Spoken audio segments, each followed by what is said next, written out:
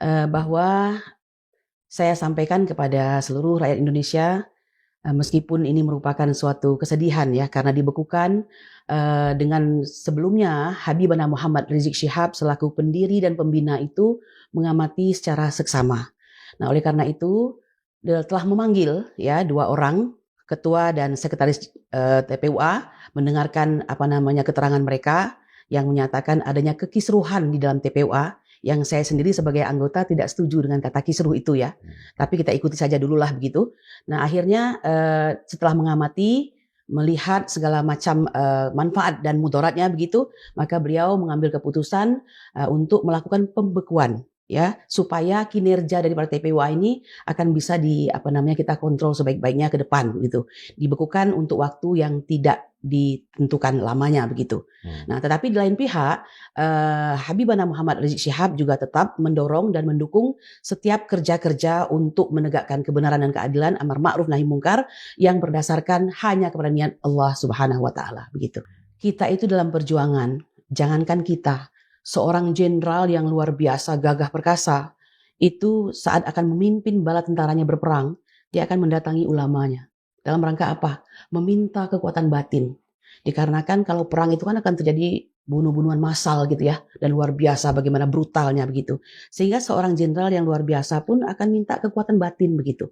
Demikian pula kami. Ketika ditersangkakan oleh Joko Widodo, yang tidak lain adalah penguasa 2 periode, ini luar biasa. Dia pemegang kendali relasi uang dan relasi kuasa.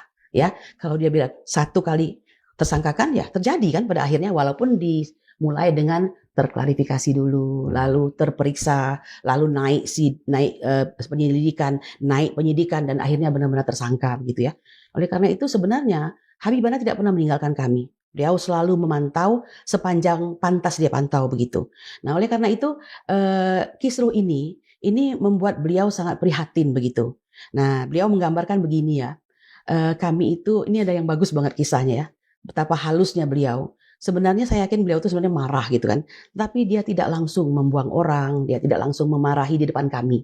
Jadi maksud saya begini, saya yakin dan percaya kedua rekan kami yang sudah berlalu itu pasti mendapatkan pelajaran dari Habibana. Nah, cuma hebatnya Habibana, dia tidak bongkar orang tersebut di hadapan kami begitu. Itu sudah selesai. Nah, tinggal kalian. Justru kami yang dinasehati. Kalau ada kawan membelot, kalau ada kawan jatuh, itu jangan dimarahin katanya, angkat. Belokkan lagi ke arah yang lurus katanya begitu. Meskipun is it possible ya kan untuk meluruskan mereka kembali kan begitu ya. Nah, ada istilah itu tentang Abu Nawas begitu. Bayangkan, dia tidak marah ya untuk mengatakan kemarahannya itu. Abu Nawas ini kan saya kira figur yang bagus ya, kocak, out of the box dalam menyelesaikan masalah begitu. Udah gitu mampu menghadirkan solusi-solusi di hadapan kafilah pada saat itu, Harun al-Rashid ya gitu. Nah, tapi dia juga lucu gitu. Nah, tapi dia mempunyai kehidupan yang sangat lengkap. Di masa mudanya dia hedon begitu kan, peminum dan segala macam atau pemabuk begitu. Tapi di usianya yang sudah berikutnya, dia benar-benar menjadi seorang sufistik yang sangat bagus. Bahkan menjadi penyair dan segala macam. Nah, Habib itu mengambil perumpamaan Abu Nawas begitu kepada orang-orang yang mungkin melakukan kesalahan begitu kan. Meskipun sebagai manusia biasa, setelah kami ditinggalkan ya, yang meskipun kata mereka siapa yang meninggalkan begitu kan. Lalu kami dipecat pula begitu kan. Lalu orang yang mengurusi kami, yang saya maksud adalah AK dalam hal ini ya, kemudian juga Bang Roy, yang kami anggap sebagai saudara tua dalam perjuangan ini, dilaporkan polisi. Maka menurut saya ini pengumpamaannya bukan Abu Nawas, tapi Abu Jahal menurut saya begitu. Ya, you know right, Abu Jahal itu siapa gitu kan? Ya ini menurut saya gitu. Tapi saya tahu kami sedang diajarkan oleh Habib untuk menjadi orang yang beradab, sopan begitu kan. Kemudian juga mengutamakan persatuan. No matter what the problem you are facing right now gitu. Saya mendengar sekilas Habib mengatakan bahwa bisa saja kita membentuk jika sangat penting sekali ya. Karena memang TPUA ini lumayan penting loh dalam urusan keumatan begitu kan.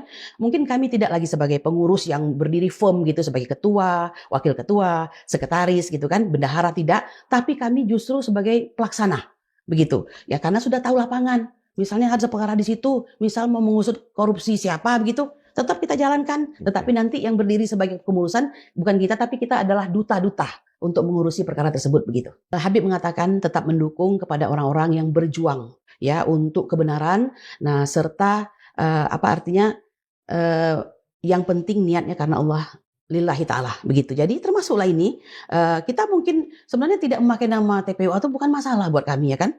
Toh jejak digital itu tetap ada. Siapa yang memulai Dumas tersebut begitu kan? Kalau kita ingin misalnya mengulang ke Irwasum, karena perlu Bang Margi ketahui, ini belum selesai loh. Jadi kami ini sebenarnya dicurangi ini dengan kami ditetapkan sebagai tersangka karena belum selesai perkara yang di Bareskrim itu begitu. Ya, apa dasarnya? Karena Irwasum masih memberikan surat bahwa ini sedang dikoordinasikan begitu.